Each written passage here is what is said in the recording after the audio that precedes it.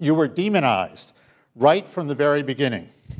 It was astonishing, if unsurprising, to watch the torrent of abuse directed at the Tea Party. I can tell you this kind of abuse was directed at Ronald Reagan for believing exactly the same kind of things. He was called evil by House Speaker O'Neill, a president who was cold and mean and cruel. And yes, but of course, Ronald Reagan was inevitably called a racist.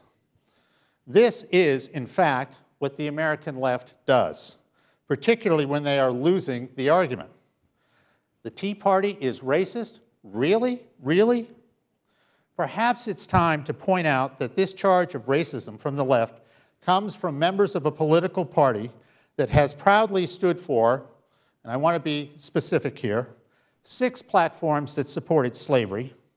They opposed the 13th, 14th, and 15th Amendments to the Constitution that successively wiped out slavery and gave both legal rights and voting rights to black Americans. They supported segregation actively or by silence in 20 platforms. They opposed anti-lynching laws, specifically supported by the Republican Party in 4 platforms. And liberals didn't just support the Ku Klux Klan, they were the Ku Klux Klan, regularly electing Klan members to the United States Senate, the House of Representatives, and the nation's governorships, when not putting a Klan member on, yes, the Supreme Court of the United States. These are people with a long and wretched political history of depending on any and every scheme imaginable, then and now, that judges their fellow Americans by skin color.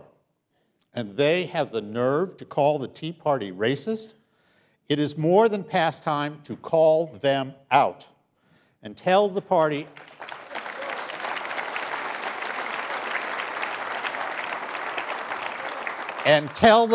of slavery, segregation, lynching, the Ku Klux Klan, racial quotas, to quit judging their fellow Americans by skin color and get back to the business of getting this country on the road to fiscal health and economic growth.